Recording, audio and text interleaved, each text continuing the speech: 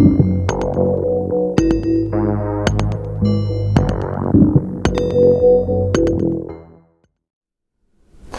evening, and welcome to Spine Chilling Cinema. Alice, why is it so dark in here?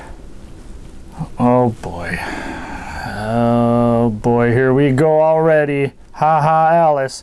Alice is like, well, it's because tonight's feature film is called The Dark Hour.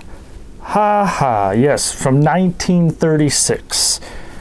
Directed by Charles Lamont, starring Ray Walker, Berton Churchill, and Irene Ware. I don't know where, Alice. Ha ha ha. Oh boy. But yes, all the way from 1936. And this is a mystery kind of crime film. Alice says these kind of sometimes put Bubbles to sleep. Well, sometimes me as well. I know you kind of actually don't mind the mystery films. Well, they remind you of Scooby-Doo. Oh boy, here we go. Oh wow. You know, Alice, I actually don't mind this, but I don't know if our viewers in TV land, and first of all, do not adjust your television sets. Alice just made it dark here. I'll have to fix that. She's like, this gives more of a feeling of a mystery scene. Oh boy. All right, without further ado, I'll try to work on the lights before we come back halfway through the film. Oh geez, Alice, anyways. So without further ado, let us get to tonight's feature film. From 1936. The Dark Hour.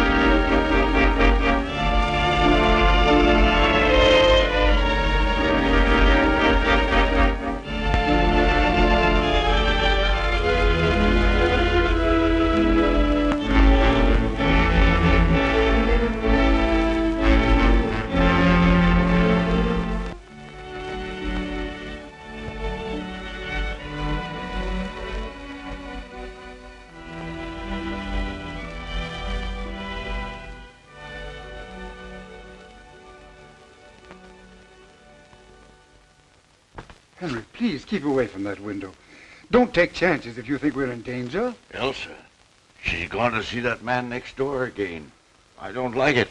Oh, I don't worry about her. It's all right, dear brother. Just don't take unnecessary risks.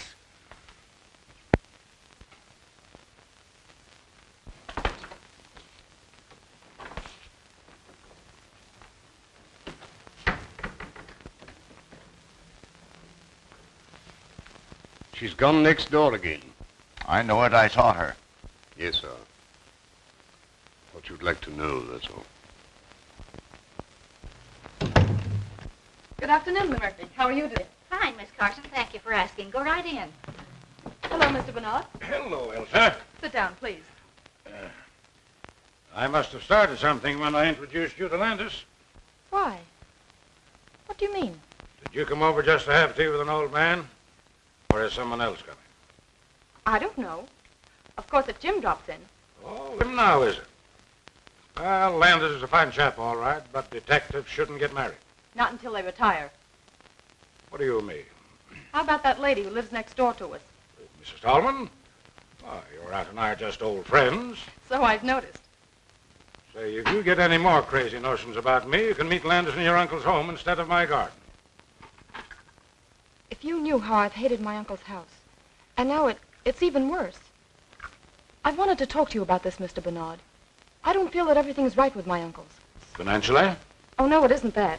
It's just little things I notice. Well, tell me some of the things, Elsa. Well, none of them seems anything by itself. Oh, I suppose it's natural enough for two elderly men not to venture out of the house after dark. Anyone might hate to sit in a lighted room unless the blinds were drawn, and anyone might be nervous of burglars or fly into a rage at the mere mention of peddlers. Well, how long have they seemed nervous? I noticed it about 2 weeks ago. Have you any idea what makes them so nervous? There are rather mysteries in the neighborhood, you know. I've wondered about Deegan. Who's Deegan? He was the last man we had. He shouted all sorts of threats when Uncle Henry discharged him. I don't think he'd do anything really dangerous, though. I like Deegan. Much better, in fact, than our present man, Foot.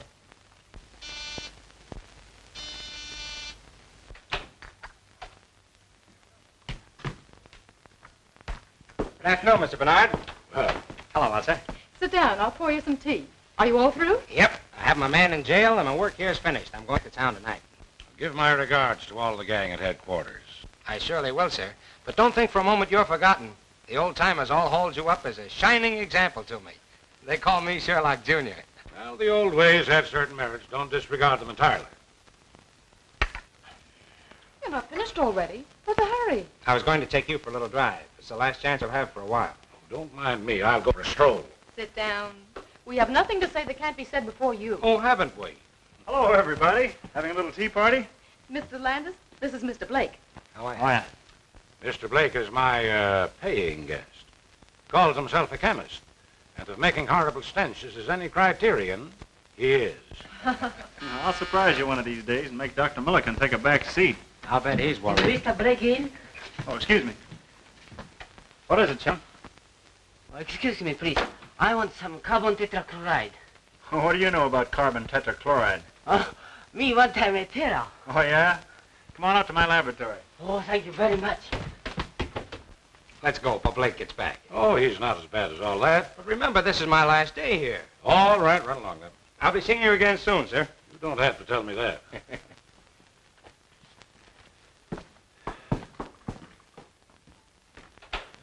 What a glorious thing youth is. Pity it's wasted on the young. I beg your pardon, sir? Oh, nothing. Aren't you going to let Mr. Blake have some tea? What's the matter, Blake? Oh, nothing. Is Miss Carson gone? That's your hated rival kidnapper. Who is he? Oh, a youngster who got on the detective force through political pull, then upset all predictions by making good. I should think she's better than that. She'll inherit all her uncle's money, won't she? Yes, and the old misers are quite wealthy, too. You said you'd see the way was clear for me, and you haven't kept your bargain. Keep a civil tongue in your head, you pup. You better talk to her, or... Or what? You'll find out. Any more of this double-crossing, and I'll wring that scrawny old neck of yours.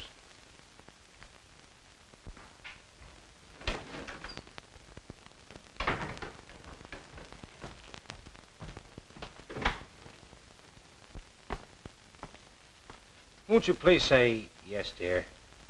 I can't now. Oh, it's no use pretending I love my uncles. I don't. They wouldn't let me when my mother and father were killed and I first came to live with them. But they need me, Jim.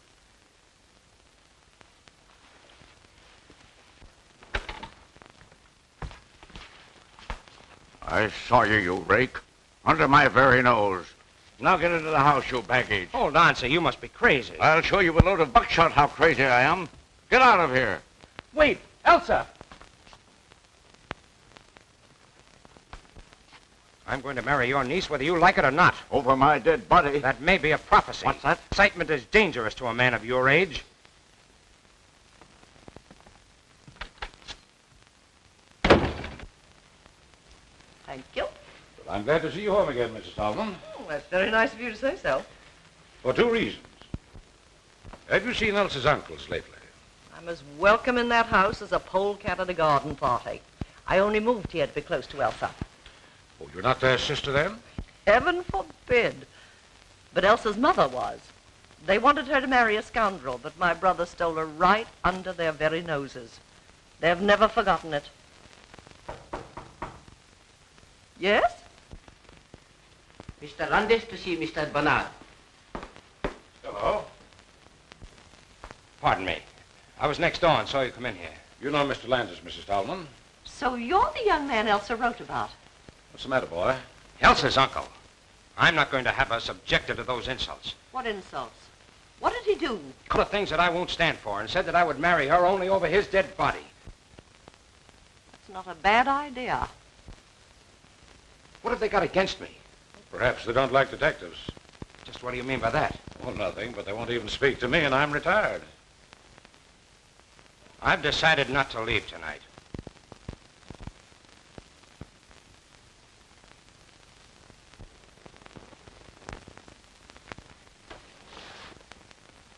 Henry, there's a man sneaking about the garden. What'd you tell me about keeping away from the window? What are you trying to do, make a target of yourself? But whom are you afraid of, Henry? You'll know soon enough if you're not more careful.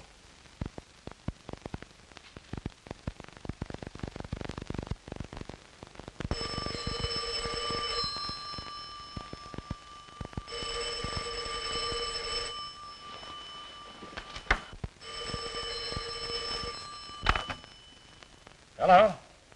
Hello? Who is it? Who else, sir? Please come over. Something terrible has happened. I'll be over as soon as I get dressed. Oh, please, Mr. Bernard, tell me what to do. There, now, dear, keep cool. Now tell me, what's happened? Uncle Henry. In there.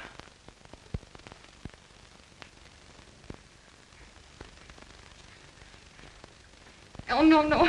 I can't go in there again.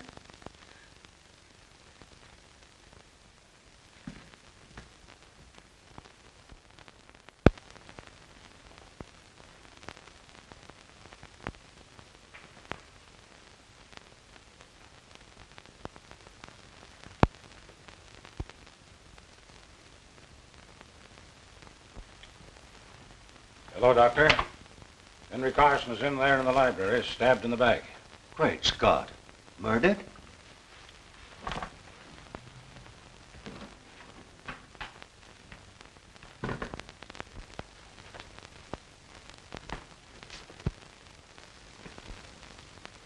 Good. Well, this is the one time I didn't expect to see you, as if you'd stepped out of a bandbox. Did you think I'd be wearing an old flannel nightshirt?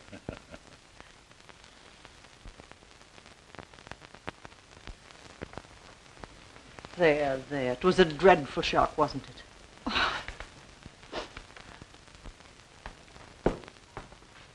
Come in and stay at the door, Jim.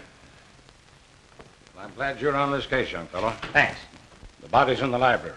There's Foote who first found it. Tell Mr. Landis all you know, will you, Foote? Unless you'd rather look in the library first. Anything you suggest. I suppose you'll take charge. Oh, no. I'm on the shelf, but I'll help you if you want me to. Thanks. What do you know about it? I woke about 2 o'clock, sir. It was very warm, so I got up and opened the window. I saw the light from the library shining on the lawn, so I came downstairs. I thought Mr. Henry was asleep. I shook him very gently, but he wasn't asleep. So I called Miss Elsa. Elsa, were you awake when the butler rapped on your door? Yes. I mean, no. I don't think so. Did you hear anything unusual before he rapped? No, I didn't. I see. And now may I be permitted to suggest that Mrs. Tallman take Miss Carson up to her room? Well, you don't have to. I was going to do it anyway. On your way, young lady. Oh, Uncle Charles, don't come down, please. Why not? What's the matter? We hope to break it to you gently, Charles, but you'll have to know it sooner or later. What is it?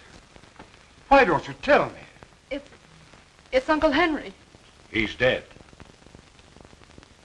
Dead? Henry. I knew it. My poor brother. I'll go next.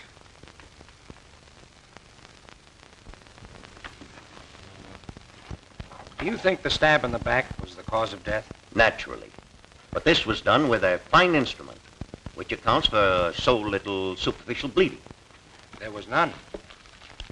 The edges of the cut in his shirt and undershirt were bloodstained. Yet if the instrument reached the heart, there would be blood on it when it was withdrawn. If it reached the heart. Young man, I'm short of sleep. Good night. If it reached the heart.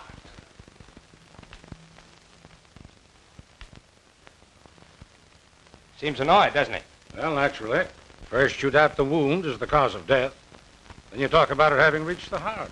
That's right. So I think I'll be saying good night, too. Now, listen. I don't want to bother you if you're not interested, but I'd be mighty grateful for your advice and assistance. Will you help? Well, if you put it that way, I'll do what I can. Okay. Would you prefer to work independently, or shall we compare notes as we go along? Well, we'll make notes as we go along and then draw our own conclusions. Swell. Now, if you don't mind, I'll start with this room. All right, young fella, go ahead. I'll follow you.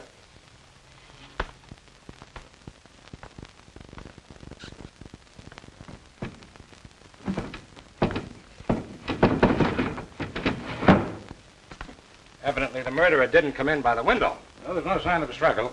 Carson was stabbed without warning as he sat at his desk, not moved to that position afterwards. I'm with you on that.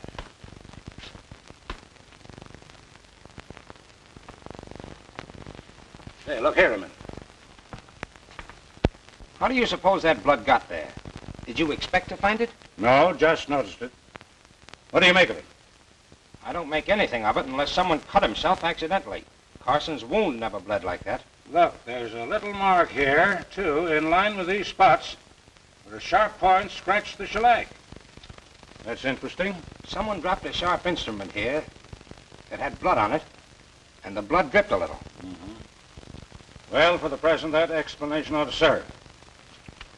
But where's the weapon? I haven't seen a sign of any possible weapon, blood-stained or not. What's that on the little table by the sofa?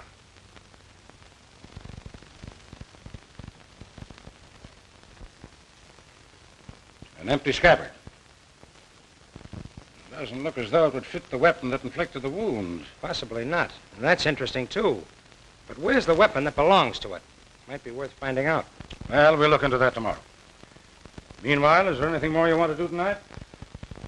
I don't want to keep you up, but I'd like to sleep on this with as much information as I can get. You know more about the household, and you were here first. All right, come over to my house, and I'll give you 15 minutes.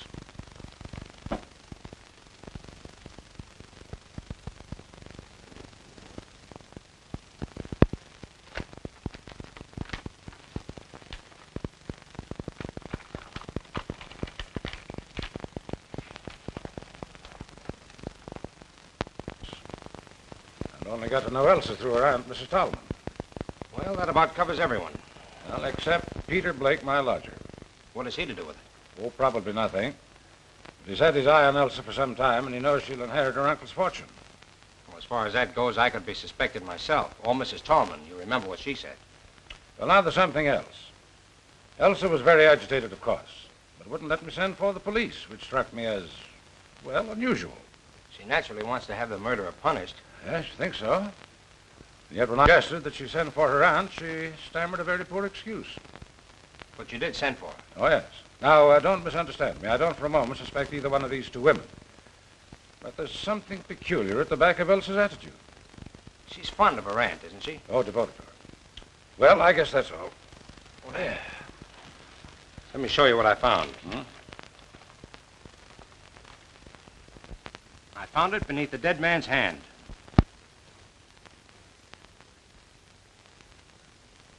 Interesting. What else?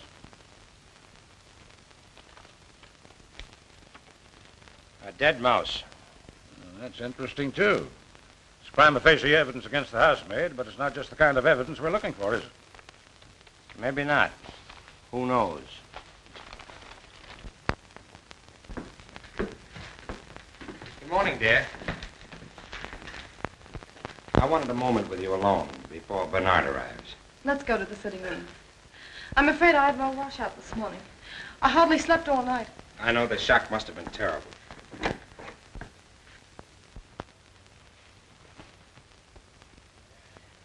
Jim, I'm terribly upset. There, don't worry. We found a number of clues. Mr. Bernard. Just wait outside. Well, good morning, dear. Morning. Any inspirations in the night? No, but I've arranged for the autopsy and had a look over the grounds. I was just going to ask about this man Deegan. Do you think he had anything to do with last night's tragedy? I don't think so. I don't know. Of course not. Elsa, were your uncles still engaged in business? I believe Uncle Henry wasn't away. They seldom went out, but Uncle Henry wrote a good many letters. It was he who handled the details then. I suppose so. But you know nothing of the nature of their business. They never talked much of it. Some real estate investments, I think. You never overheard them mention an enemy? No, I never have. Would it be possible for us to see your Uncle Charles for a moment? Oh, no, you mustn't. Please, don't disturb him now.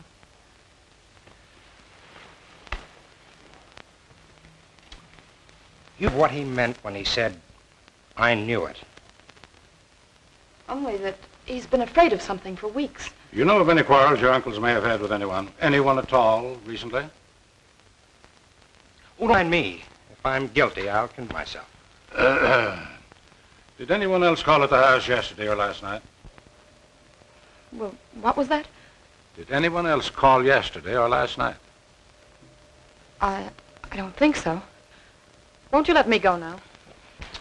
Before you go, may I ask you one more question?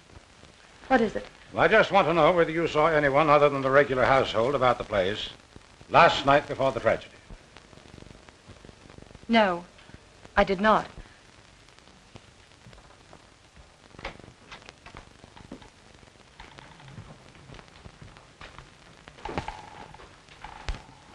Come in, Foot.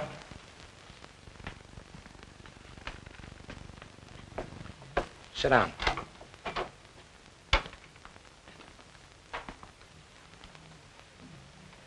I have a few questions to ask you. This is unlocked, Foot. Did you lock it last night? No, sir. Miss Elsa is in the habit of doing that before she retires. But you locked up the rest of the house. Yes, sir. When I retired, the cook was reading in the kitchen. Mr. Henry was in the library, and Miss Elsa was in her room, I believe. Is there anyone else in the household? The housemaid, Helen Smith. Thanks, that's all. Send the cook in to us. Oh, wait. Did you see or hear anyone last night? Not exactly. What do you mean by that? Nothing, sir. Okay, send the cook in. A little experiment in psychology. Foot knows that we know he's holding something back. You'll have a good alibi. All the better. We'll check it and place him in the case one way or another. Come in. I'm afraid I don't know your name. Miss Dubbin, sir. Now, Miss Dubbin, I want you to tell me what happened last night. Sit down, please. Well, it was after dinner when the dishes was washed up with the help of Helen Smith, who is always neat and helpful with a quiet tongue and tidy ways. Not like that Mr. Foote who thinks he owns the house. Skip that. Go ahead. Mr. Foote had some silver to polish in the pantry, so I settled down to read a book called Passions in the Purple. And, sir, while I don't go much for princes or princesses in a rule, I must say those two was as deserving a pair of young lovers as you could ever hope to find. Exactly. And after you read about them for a while, you went to bed. Yes, sir, but it was quite late. And then I had such a fright. What frightened you? It was nearly midnight when suddenly I looked up from the book page as if some power outside myself had drawn my eyes to the window. And there was a man's face, right up against the glass.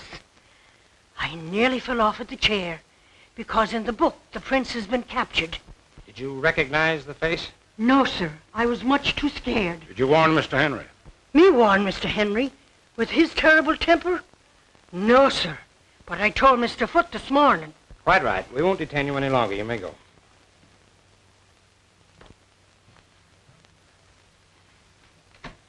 Well, that's that. What do you make of it? I think I'd like to have a few more words with our friend Foote.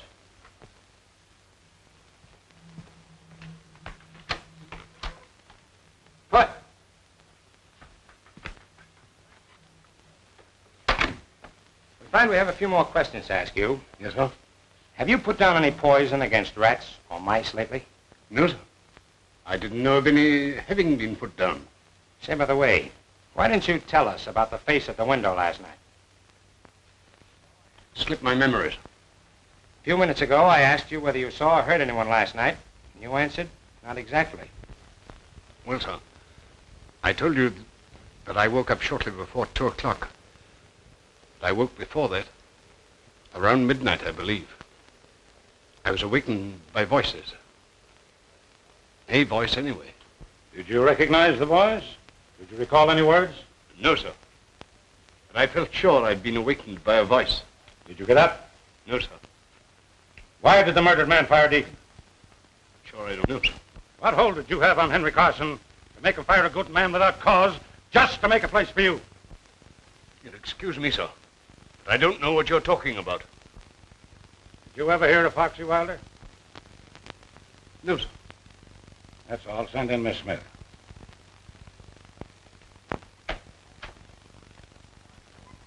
What was all that about? The shot in the dark that hit him. Did you see Foot take it? I certainly did. Who's the man?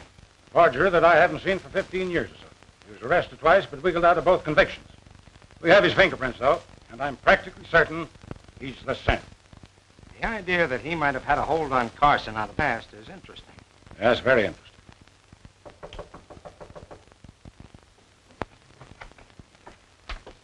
Take a seat, Miss Smith. I know nothing about the murder of Henry Carson. I was in bed and asleep by 10 o'clock. Miss Smith, did you sweep the library this morning? I did not. It was swept the day before. Did you dust the little table by the couch? Of course I did. Did you see the dagger there in its scabbard? Of course. To whom does the dagger belong? To... Why? We're asking questions. To whom does the dagger belong? I haven't any idea. Does it belong to Miss Elsa? Well, if you're trying to accuse that poor innocent girl... Does belong to Miss Elsa, eh? I haven't the faintest idea. That's all, Miss Smith. You may go.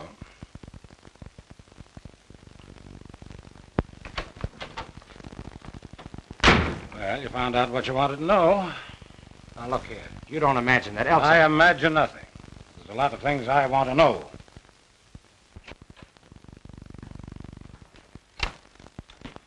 Hello, what's up?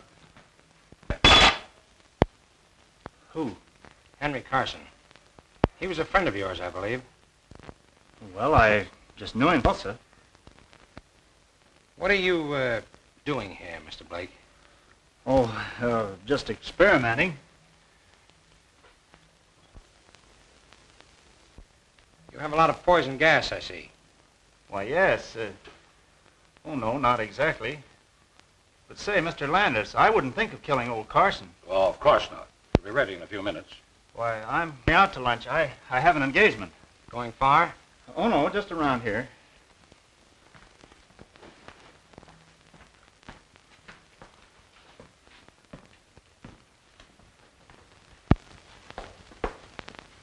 Hello! Well, you've just missed lunch. What's the bag for? Uncle Charles insisted I come to stay with you. Well, wonders never cease. Well, you're welcome, my dear. Take any room you like upstairs and make yourself at home. Are you acting as convoys? Well, no, we just met outside. Landis wanted to call on you, so I came to take care of him. Well, a lot of help you'd be. Step into the drawing room. John, take Miss Elsa's bag upstairs. We'll just see what they want. Sit down.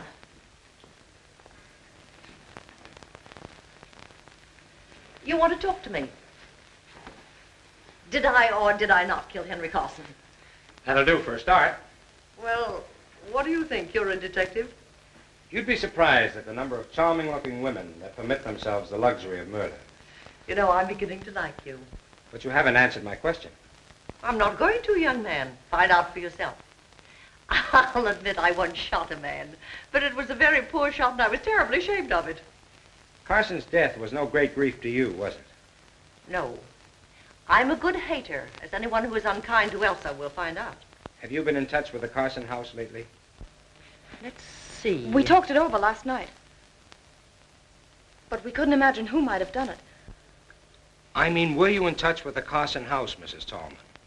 Why, I haven't seen Aunt Marion for days. But you talked to her. After we found Uncle Henry, Aunt Marion came over, you know. Don't be silly, child. You telephoned me last night about 10 o'clock and asked me to come over. Why didn't you tell us that, Elsa? What has telephoning my aunt to do with the murder? It might have a lot to do with it. Did you go? No.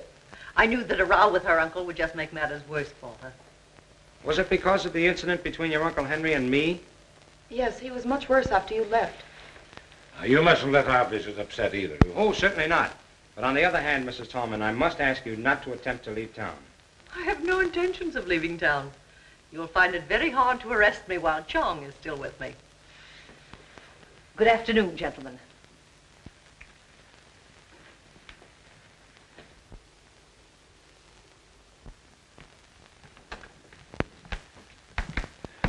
I'll inform Mr. Carson that you're here, sir. Say, Foot seems like cocky. Did you notice the change?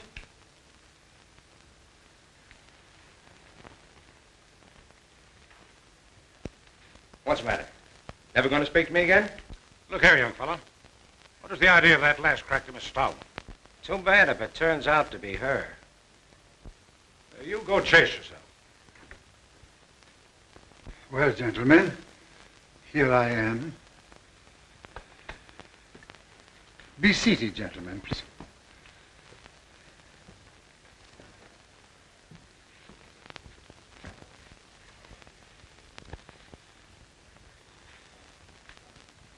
It's very kind of you to give us this info. We have no definite clue as yet, so we've been forced to come to you for help. I'm afraid there's little help that I can afford you. You see, my brother was a good man, but he had a violent temper, which made him many enemies. Cause for your nervousness of late. Figure sneaking about the grounds. Yeah. And at what time? I was reading in my room late at night. When I put out the light and opened the window, I figure there by the hedge. Did you describe the man at all? No, it was too dark. Did you hear anything last night? I was very tired and I didn't wake up until Foot called me. I'm sorry I can be of so little assistance, but I'm here. Apprehensive yourself lately, haven't you? You said something about being the next to go. Yes. I regretted those words the moment I had spoken them. I had wished to frighten Elsa more than she'd been frightened already by the tragic fate of her brother. Mr. Carson, what do you know about Foot, your butler? Why, almost nothing. My brother hired him, I think, because of a letter that he wrote asking for a position. Foot is a friend out of the past. Yes, I suppose so, Mr. Bernard. I felt that sometimes he presumed upon it a little. Mr. Carson, I have one more question to ask. We found no trace of the weapon yet. Search the house? Of course, gentlemen. Search wherever you will.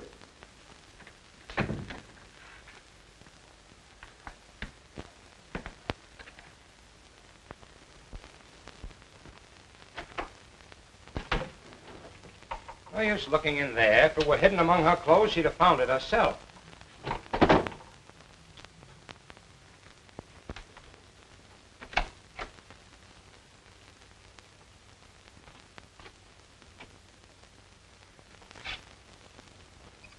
Curious? Look at it. What about it? Why, look at it. Elsa never wore a dress like that in her life. Well, maybe it belonged to her mother. Take a good look, will you, Landis? This dress has been worn recently. And look, the bottom of the skirt is muddy. The mud isn't quite dry, see? See, you're right.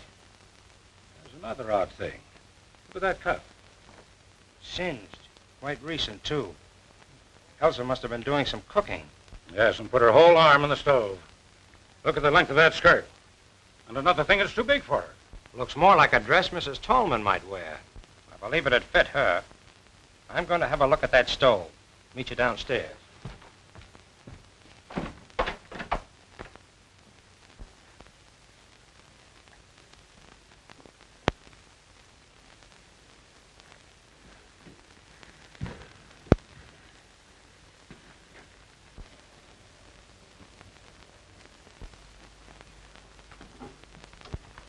excuse me, sir.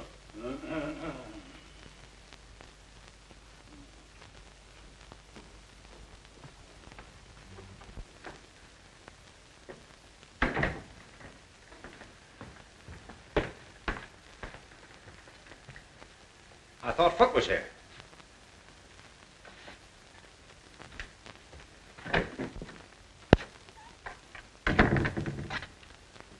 Foot, do you remember anything more about the voice that awakened you earlier in the evening?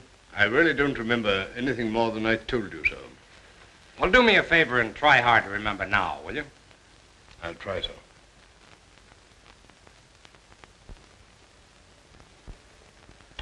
It's no good, sir. I really can't remember, and I don't want to lie about it. All right, keep on trying. I'll do that with pleasure, sir.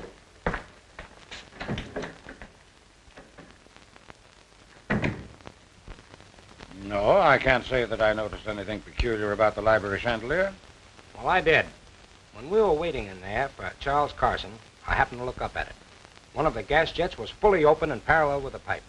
But great Scott, man, we would have smelled it. Oh, no, we wouldn't. The cook tells me that Henry Carson had had a scrap with the gas company and it was shut off all over the house. She uses a coal stove. That's how I found out about it. Well, what harm could it do then if it were open? When I went in to speak to Foot, it was closed again. But who would have touched it? Was Foot in there long enough to have turned it off? Oh, quiet. What on earth has that got to do with the case? You don't see the connection? No, frankly, I don't. Well, possibly not. It was just a crazy idea I had about Blake. I don't take much stock in this affected humility of yours, young fella. Come on now, what's the connection? We'll see. Oh, I think the facts out of the cook that the man at the window looked like a foreigner. Wore a cap, had gray or blue eyes, an unshaven face, and a black mustache. A complete description. Either she was lying in the first place, or she's made it all up. No, she didn't know she knew it. And we'll have no difficulty in finding it. Want me to do it? I'd be glad if you would. And now, before I leave, I think I'll pay Mr. Blake another little visit.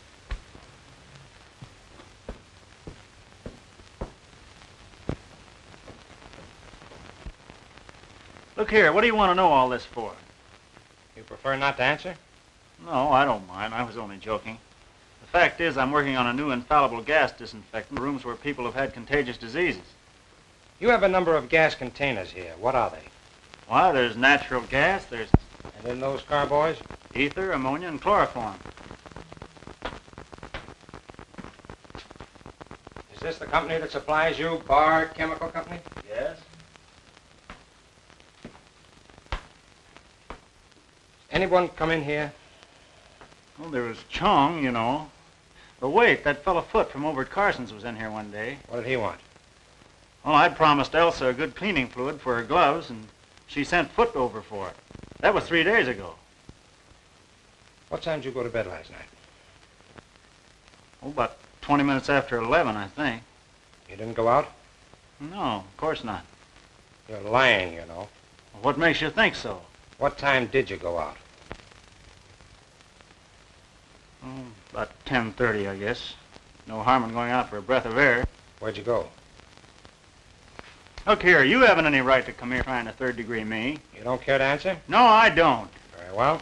Well, wait a minute. What are you going to do about it? Nothing for the moment. But when you get ready to tell me what you were doing on the night of the murder, let me know.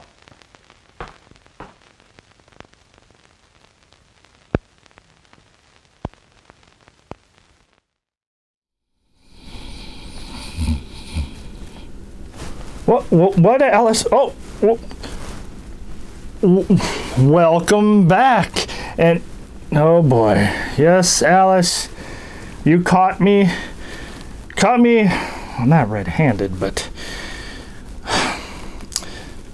this film is a little slow and kind of quiet, and I have dozed off here and there, but I've seen a good portion of this film so far, Alice, tonight, and I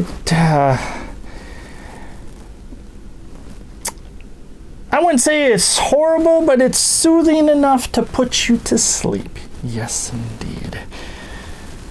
Who do I think Did it, Alice? Well, everybody is sketchy, but Elsa for sure is sketchy. Very sketchy. Alice is like, oh boy, you're always picking on Elsa. Character's named Elsa. Why don't you just... Oh no. Let it go, she says.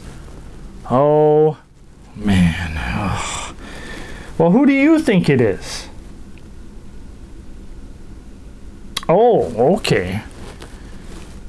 You think it's the one detective,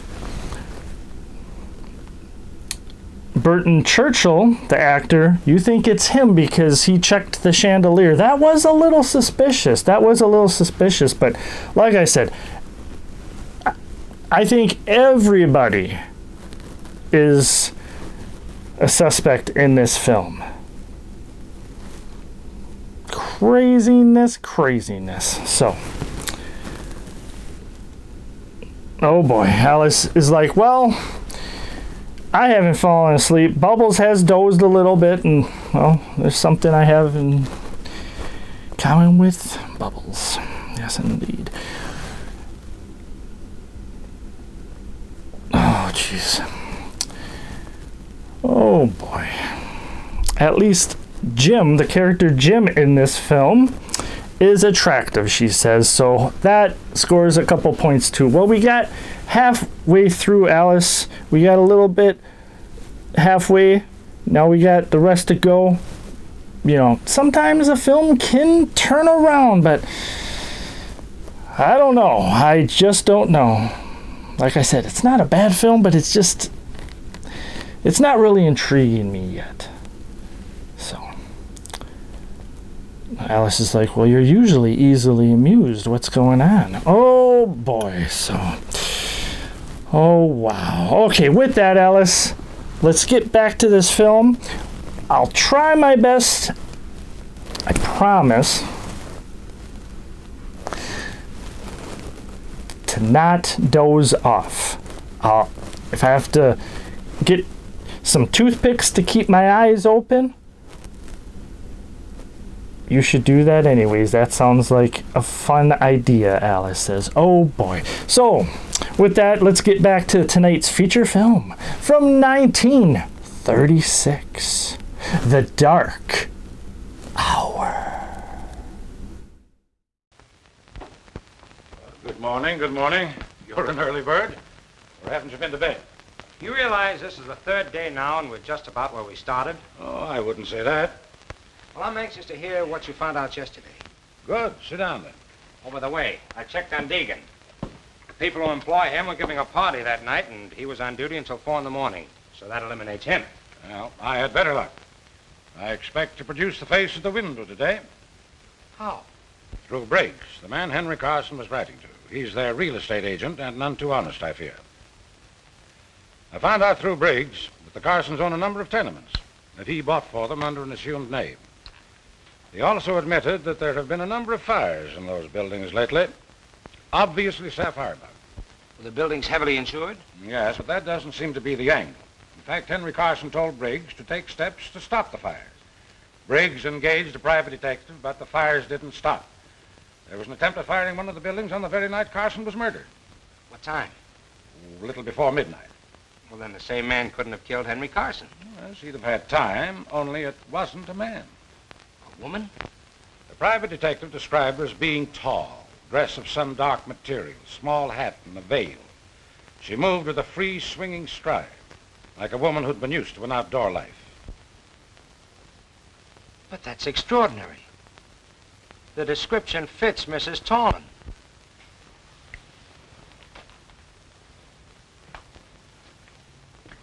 I knew you'd say that.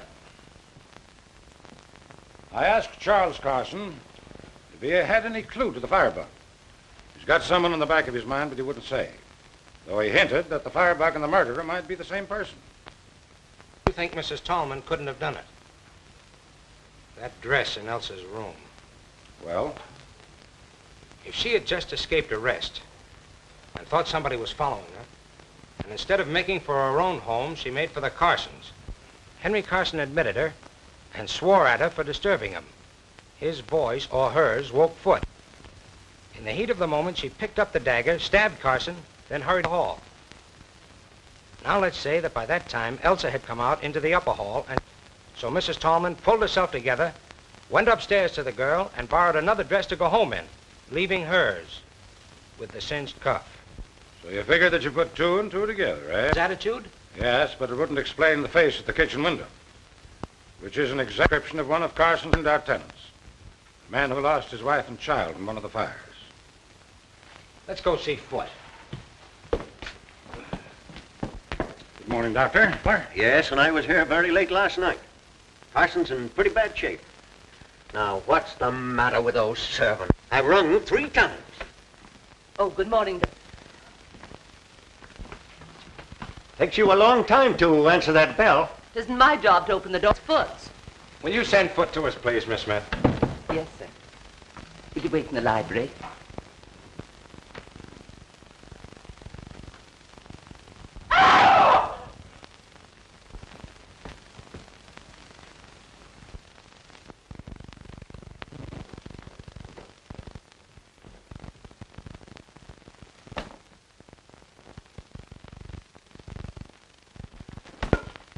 What's the matter?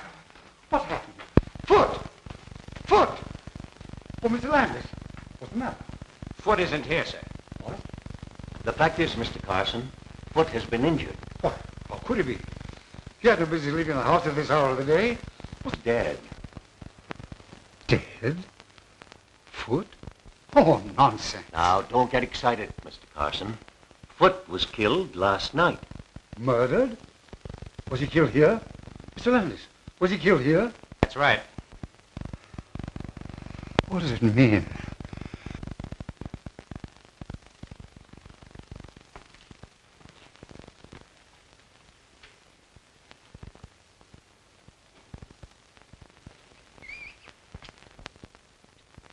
Look here, Landis. What do you make of this? Looks as if some very muddy article was dragged across the sill. You see that out there? Yes.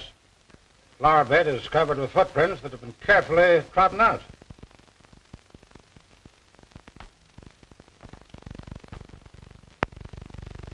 Did you look at... Oh, traces of... Your eyes are better than mine, young fellow. He must have dropped his dagger in the mud.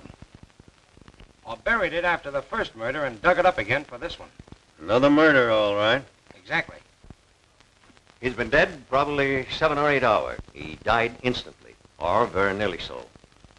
The wounds are very similar, and were probably made with the same instrument with which Henry Carson was stabbed. Yeah, just a minute. Where are you going? Let me go. Keep your hands off me, Jim Brooks. What do you mean, poking your nose into other people's business? Asking me where I'm going and Stop that noise. You want Mr. Carson down here again? Well, I'm not going to stay in this house to be murdered, too. Go back to the kitchen. If you try to leave this house before I give you permission, I'll put you in jail.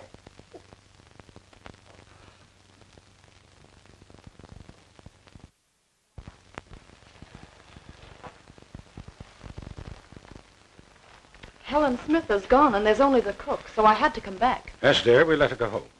I've questioned both those, and they can't throw any light on the case. Now, I want you to trust me, Elsa.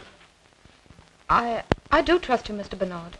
Then I want you to tell me how you knew that your aunt came here at a late hour the night your uncle died. I can't. You'll tell Jim, and he already suspects Aunt Marion. She told me so. Now, my dear, you've asked me to help you, but you won't help me. I want to prove a record is clear, but I can't do it unless I know everything. I suppose I ought to trust you. I know you wouldn't say that, just find out. No, I wouldn't. All right. I got up to get a drink of water, and I heard the library door close and looked downstairs. What time is it? A little after 1 in the morning. What did you see? It seemed so treacherous. I saw my aunt. Was there a light down? Just a dim nightlight.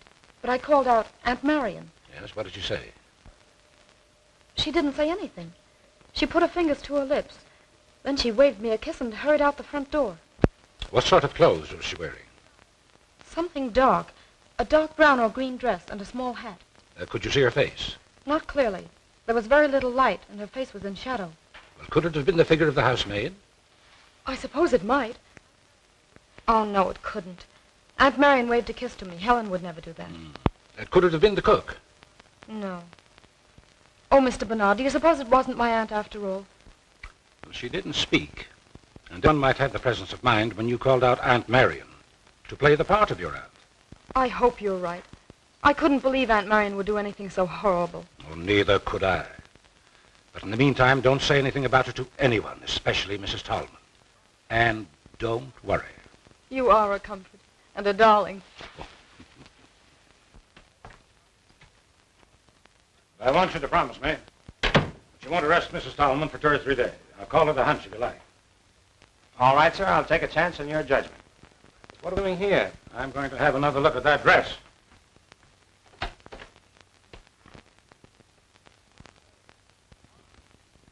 Gone. Gone. I'll have a chat with Elsa about it.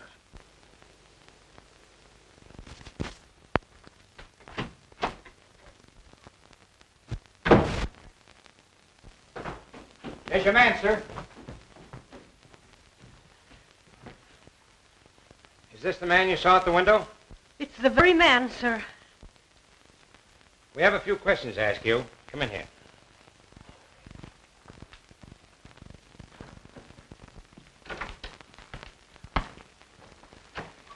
Sit down.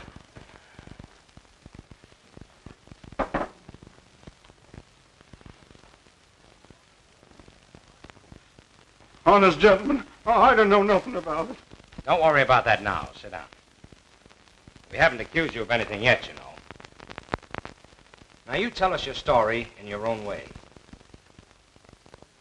Well, it was like this. A month ago, I was a contented man with a wife and a baby. He was as pretty a kid as... Well, I'd been working one night, and I was getting home late. I saw a lot of people running towards my street, so I ran too.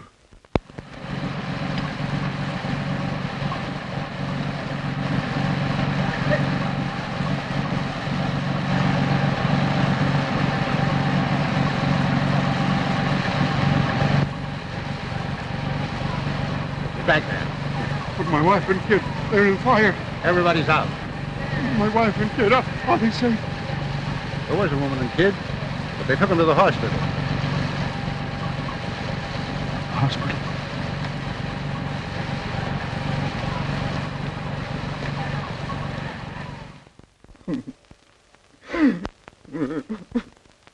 Excuse me, gentlemen. I ain't been the same since that night.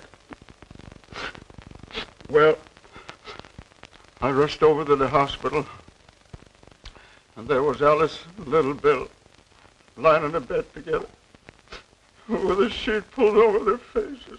So you set out to find the owner of the building? That's it, sir. All I was asking was the price of a tombstone, like Alice had wanted, that's all. But Briggs, he wouldn't tell me.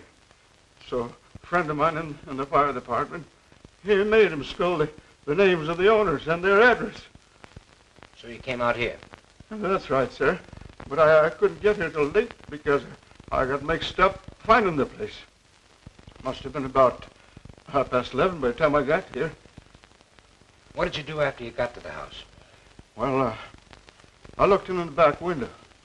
There was a woman there sitting and reading. Well, she let out a yell, so I ducked. You mean you went home? No, sir. I wanted my rights. I came round this window here, but all of a sudden the lights upstairs went out. So I ducked, scared somebody might look down and see me. That's just what happened. You were seen. Now come clean. So help me, I'm telling the truth. Well, after a while, I crept back and looked under the shade. At this desk here, there was an old man looking over some papers. Did you rap on the window? Not me, sir. I wasn't looking for trouble. I just walked along the house to see what kind of a car they had, to see if they was rich. The garage was empty, so I went home. Is that all? I guess that's all. But I didn't murder the old man. You better tell us everything, Bell. Oh, what's the use? You wouldn't believe me. Why don't you try?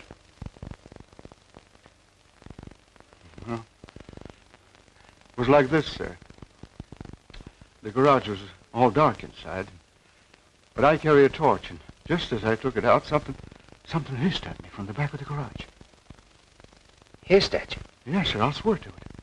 It scared me so bad that I ducked again. Then how did you know there was no car there? Well, after a while, I came back, and I flashed on the torch, and that time I saw it. Well, what was it? I said you wouldn't believe me, but I'll take my oath it was a snake, wiggling away toward the back. You're sure it wasn't a long red herring? I'll take my oath it was a snake. So you went home? Yes, sir. I went straight home as fast as I could. You're never near this place more? Well, I never found out the address till the day before. How could I come? You came again? I never did, sir. I never came near that place again. You came here last night, crept in, stabbed another man at that desk, just as you stabbed Henry Carson. I didn't, sir. I didn't. I swear I didn't. Where were you last night after midnight? I was in the picture show. Anybody with you to prove it? No, sir.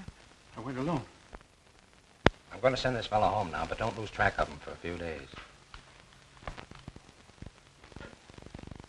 All right, Val. You can go home now. Home? And I'm going to see what I can do about raising the price of that tombstone. Thank you. Thank you, sir. Well, what do you make of it? Well, that was a shot in the dark that didn't strike home. But let's see else about that dress. I'm convinced that dress was worn by the woman she mistook for her aunt. Do you really think it possible that it was Helen Smith or the cook? I didn't take the Helen Smith. She showed a vicious temper and was quite callous at leaving Elsa alone. And for a good cook, Miss Devon strikes me as being unconvincingly brainless. She told the truth about the man at the window. Yes.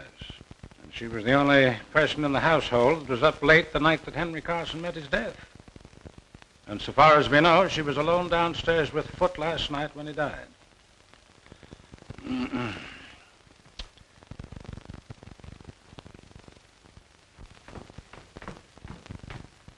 Where are you going with this? To the kitchen, sir. And the incinerator, I suppose. No, sir. Miss Elsie thought I might be able to wear it. Elsa!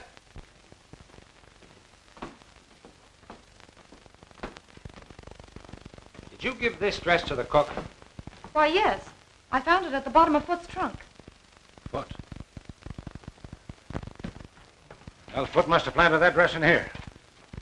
And it would be the logical place for him to hide anything else, while Elsa was away.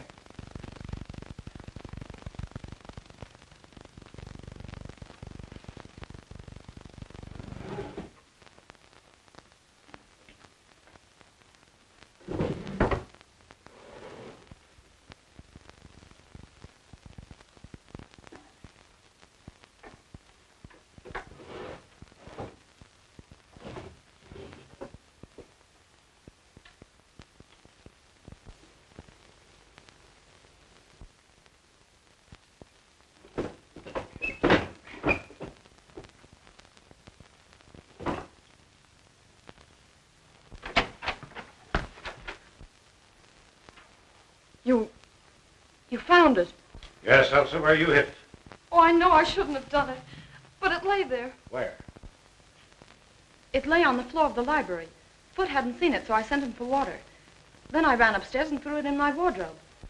That's why you called Mr. Bernard from upstairs, but why did you hide the dagger, Elsa? Oh, don't you understand? I thought I had seen Aunt Marion leaving the library. When I saw that dagger covered with blood... Then you washed it and later hid it in the drawer. You did a very foolish and dangerous thing. Oh, it wasn't as bad as all that, dear. There are other clues, you know. I'm sorry. But I'm not frightened anymore. The gentleman from the chemical company wants to see you, Mr. Landis. Oh, thank you. Will you come too? Excuse us, dear.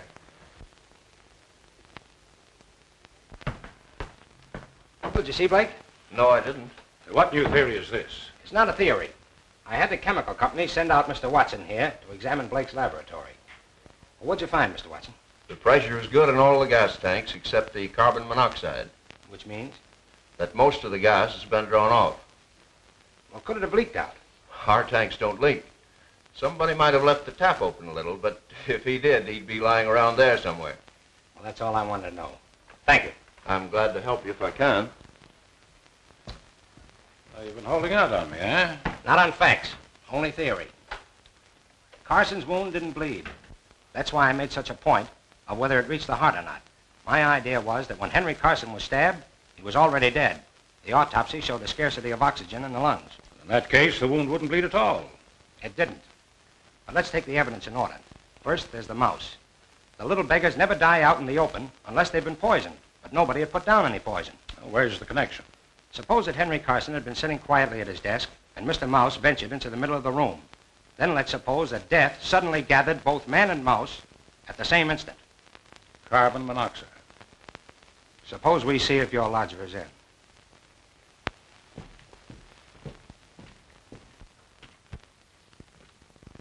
Well, it looks like he skipped. I'll broadcast his description. We'll soon pick him up. Say, Landers, how do you figure the gas got in the library? From the gas jet and the chandelier. Blake tapped the pipe and let in the carbon monoxide from the tank. Sounds interesting, but I'm inclined to think it's all moonshine and coincidence. Now, how would that hook up with the stabbing of Henry Carson and the stabbing of Foot and the dagger and the disappearing dress and the woman in the hallway? Were they all in the plot together? We're not even sure that Foot and Carson were stabbed with the same dagger. We're sure they weren't. Elsa hid it long before Foot was murdered. Oh, quite so. But that doesn't prove that both men were not stabbed with one and the same dagger. For the love of Mike, man, you don't suspect Elsa. I don't think Henry Carson was stabbed with a dagger at all. It was planted there. On the evidence of Elsa, the dagger was covered with blood. It dripped on the floor. And yet the wound did not bleed. Whatever blood was on the weapon came off on the clothes when it was withdrawn. That's right. Well, then we can eliminate at once both Arthur Bell and Peter Blake. For neither of them had the intelligence to conceive such well-planned crimes. Well, I'm not eliminating Blake, and I'm not eliminating Mrs. Tallman. All right. But there's an experiment I'd like to try. What is your experiment? Well, it's quite simple. All I ask is that you place yourself at my disposal tonight and possibly tomorrow night. Okay. If you still have a man watching Mrs. Tallman, I want you to call him off and let me convey to Mrs. Tallman in a roundabout way that you've done so. You agree? I do.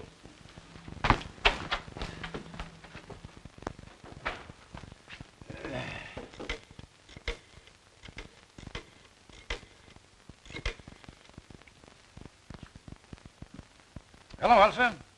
Well, I think I have some good news. Landis has agreed to remove the man who's watching Mrs. Tallman. And he doesn't suspect her anymore? Oh, may I tell her so? Oh, I don't see why I shouldn't tell her. I don't think there's any secret about it. Well, I wouldn't be surprised if we had the real culprit any time now. Oh, it's a pleasure. Goodbye. All right, I've called off my man. What next? I want you to go back to your hotel and stay there quite openly. And about 11 tonight, slip out and creep up to my back door without letting anyone see you. Anyone at all. Can you do it? I think so. All right, then. Off with you.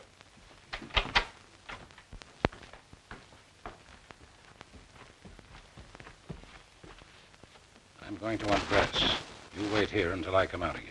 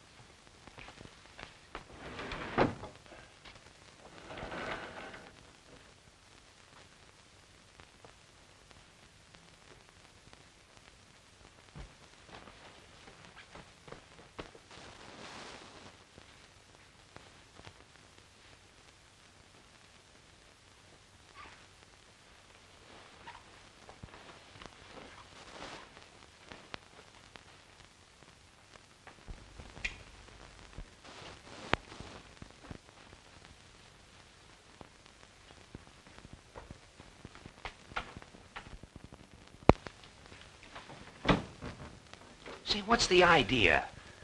That's the experiment. Don't talk, not a sound.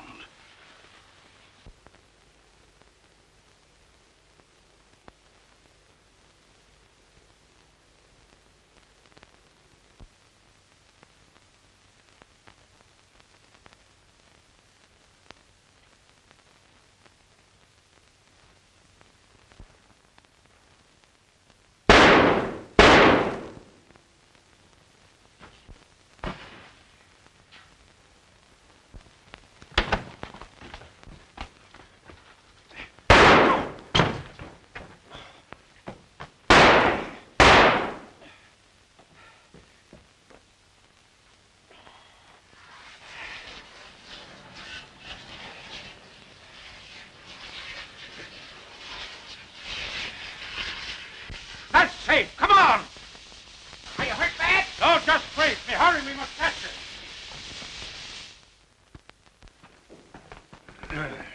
Where the deuce are you going? What is all this? Now, this is my show, Landis. Bruce here is the detective working for me. You identify the firebug, Bruce? All but the dresser, same height, carriage, and walk. Uh-huh.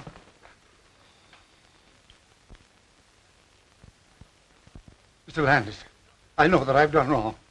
Would you tell me, please, if I'm to be incarcerated tonight or permitted to sleep here? What do you think we're going to charge you with? Well, dressing as a woman, I know it's illegal, but I wanted to find the murderer of my brother. We're saving you the trouble. We're charging you with the murder of your brother and the murder afoot, setting fire to your tenements, and the consequent death of Martha Bell's wife and child. Ridiculous. You know that I was in my room, and at what hour I put out my lights. Yes, I found the clockwork arrangement that put out your lights. Now I'm going to find the dagger with which you stabbed your victims. That was a smart idea of yours, planting the dagger smeared with your own blood. You see, I saw the first morning that you had adhesive tape on one of your fingers. Lies, lies, Mr. Landis. How long is this farce to continue? Until you confess. Come on, Landis. Let's find that dagger. I think I know where to look. One moment, gentlemen, please. I admit I'm the firebug. Unfortunately, I'm the miserable victim of a pathological mania. But I know nothing about the murder of my brother or afoot. That woman next door did it. You murdered them both. You fired your buildings for the insurance. Then you came home that night and found your brother as you thought asleep. With him out of the way, you would possess his fortune as well as your own. You saw the letter he was writing to Briggs, and you stabbed him to put an end to him and his interference. You're mad. But Elsa's cry awakened Foot, who came down and found you in feminine attire. He proceeded to blackmail you. You lured him into the library, where you stabbed him as you did your brother. Pray, tell me, where is the weapon with which you imagine I killed my poor brother and Foot? Well, it isn't in the house, so it must be somewhere in your course between the front door and the side door where you re-entered the house. Come on, Landis. We'll look the ground over again. Right. Oh, you've got your flashlight? Yes, well, we'll take Carson along.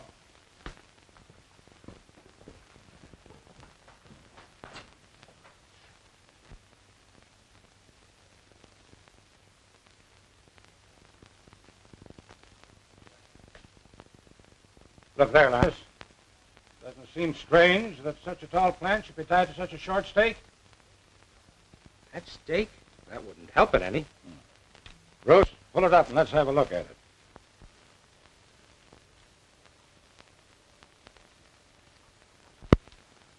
That accounts for the mud on Foot's back. You win, Bernard. But it took you years to do it. But I got you in the last trap. Okay, Bruce.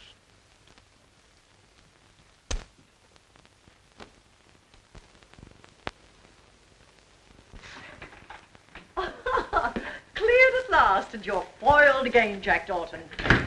I'm sorry, Mr. Dollar. Oh, forget it.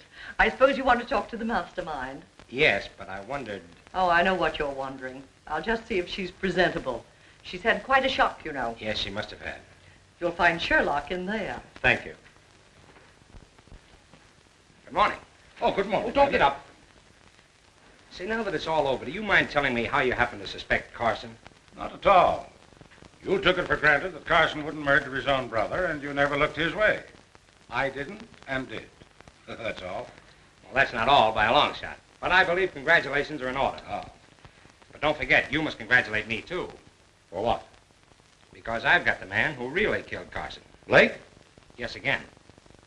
So what is this, a game? Where is the real murderer? I have him by the hand. Are you trying to kid me? I'm not kidding. You killed Henry Carson. I never could figure why Foot should turn back that gas jet in the library. It didn't make sense. But you were there, too. It was easy for you to enter the library while I was talking to the cook. Go ahead. Carson's last words when he was caught implied that you had known each other before, but you were certainly not old friends. So you must have been enemies. You on the side of the law, he against it. So far, you're right. But not once could I get evidence to justify an arrest. Now, what else, young fella? There was Arthur Bell and the hiss of the snake. I took another look at the Carson garage this afternoon. In the back wall, behind the firewood, is a small hole recently bored leading to your garage. And there were yards of rubber tubing in the back seat of your car. Naturally. It's no dice. You'd already opened the gas jet in the library that day you called about the fence. Mm-hmm. What else? You made sure that Henry Carson was at his desk. Then you connected the tube with the gas jet in the garage. You then went back to your own garage, connected the tube to the tank, and turned on the gas. That was the hiss that scared Bell. You let in enough gas to kill a dozen men and a mouse. Then you drew back the tube, and it was the end of that writhing tube that Bell saw. Of course, he thought it was a snake. And the confessed stabbing of Henry by Charles. Henry Carson was as dead as that mouse when his brother stabbed him. An interesting bit of reasoning. How long have you believed it? I suspected it days ago. You were so down on my theory of gas and so unwilling to involve Blake. Landers, you've done some fine reasoning. I never thought you'd figure it out. But you don't know the harm those two men have done. I came here to live with no idea but to trap them. You see, we never actually met, but they knew me as well as I knew them. Hello. Are you two still congratulating each other? We're pretty good. Well, there's someone outside who thinks so, too. Oh, you'll pardon me if I carry this investigation a little further. Won't you sit down, Mrs. Tallman? Certainly. Well, I suppose you're very busy now with Sean gone and Elsa on your hands, but if you have a minute, I've got something to tell you and something to ask you. An hour, if you like. Well, I thought you'd like to know that Landis has traced the murder of Henry Carson to me. What? But you didn't do it. Oh, of course not, but I've practically confessed it, and Landis has let the matter drop. Well, I'll be... Shh. That's all right, it's all right. What else could I do? You see, I found some rubber tubing that belonged to you hidden behind the firewood in the garage. I pawed it over to hide your fingerprints and leave my own, then I hid in the back of my car. But will you tell me, please, in confidence, how you got that tank of carbon monoxide to asphyxiate Henry Carson that night? That's the only thing I don't understand, the only thing that doesn't fit. Do you mean to say that you confessed to such a crime to shield me? What else could I do? But I didn't do it. What? Then who the heck did? Well, you're just in time, children. For what? You accused Mr. Bernard of killing Carson. Now I'm going to tell you who really came. 2 weeks ago, I was fool enough to remark in Chong's hearing that if somebody would only murder Henry Carson, I'd be the happiest woman in the world. The morning after Henry was killed, I remembered. And knowing Chong's devotion to me, I accused him of it. He blandly admitted that he pried open a window, sneaked into your house, stole the gas from Blake's laboratory, and asphyxiated the old scoundrel. Well, I'll be... Shh. But he'll have to be arrested. Why, certainly. Where is he? On his way to China. Nevertheless, we'll get him. You were wondering where we'd spend our honeymoon. Well, it looks like China to me. You're a man, Paul. Oh, fool. Well, have it your own way. But I'll tell you what I'll do. I'll marry you. Who asked you? Hold your tongue. I'm not asking you, I'm telling you.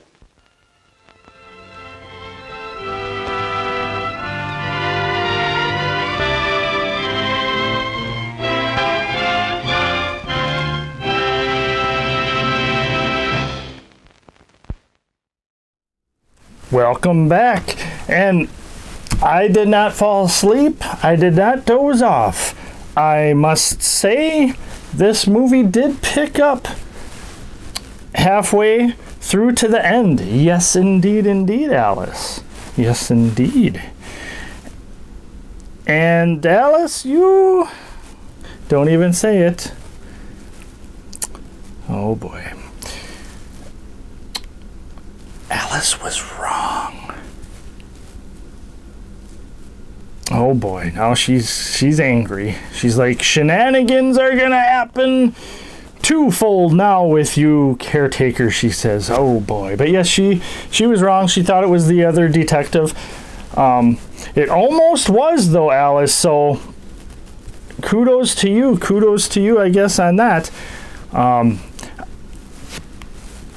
Really good mystery. I did not know who it was or anything like that, and pretty I don't know. I still say this film was okay, because if half of a film is really good and the rest isn't, you can't give it too great of a score. So with that, it is... Alice is like, you do that at the end of the show with the cane. Oh boy. It's review and ranking time. Alice wants to go first. Alice says she is not easily fooled. She admits she was not correct. She doesn't like the word wrong. Not correct on who was the murderer. She liked all the characters in this film. She thinks they did all a good job. I don't know if I care for what you're about to say. She says she really liked how there was a lot of fading in and out. Usually you don't care about that stuff. Well, you don't know me that well, Caretaker. Oh boy. Oh. That's scary. So, review and ranking time, Alice. What is your ranking?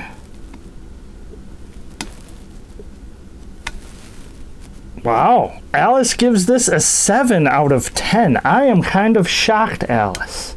Oh, you're easily shocked. Oh, boy. All right, review and ranking time for me. Obviously, I fell asleep a couple times. Alice is like almost all the time in the first half of the film. Just was, it's a very heavy dialogue film from 1936 too. Alice is like, is it 1936 or 1936 too? That would be the future. Oh boy, here we go. She wasn't lying about shenanigans. Oh man. But the actresses and actors, they all did a decent job. I just can't bring myself to give this too high of a score. I'm gonna give it kind of like the film. Half of it was and half of it was good. So I'm gonna give it a 5 out of 10 shovels. If I had to go by just the first half, it would probably be a low 3. Yes, indeed. Another mystery film, but this one was a little different than most that we show.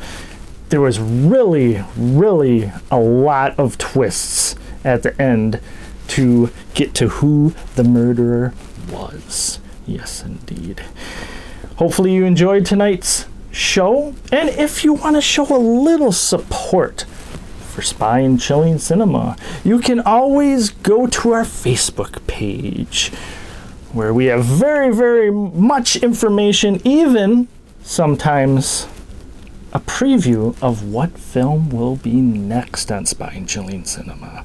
Alice is like, that's top secret information. Only insiders should know that. Oh boy. Oh gosh. Now Alice is like, there should be Spine-Chilling Cinema Plus. No, Alice, we are not like that. But go to our Facebook page, Spine-Chilling Cinema. Give us a like. If you comment or try to comment, Alice is the moderator. I cannot guarantee it will get through, and if it gets through, I have no idea what she will do, what she will say. We're not going there. So, yes. Oh boy, Alice. All right, we have come to the end of the show. Alice is like, good, because I have a date. At this hour? Alice is like, the dark hour? Oh boy. Oh, that wasn't a good one, Alice. Alice is like, you don't have good taste in humor. Okay, with that, we have come to the end of the show. Thank you for starting your weekend right with a fright, a mystery, or sci-fi film, or anything in between that me and Alice conjure up for you. So, as always, until next time, we cannot wait to see you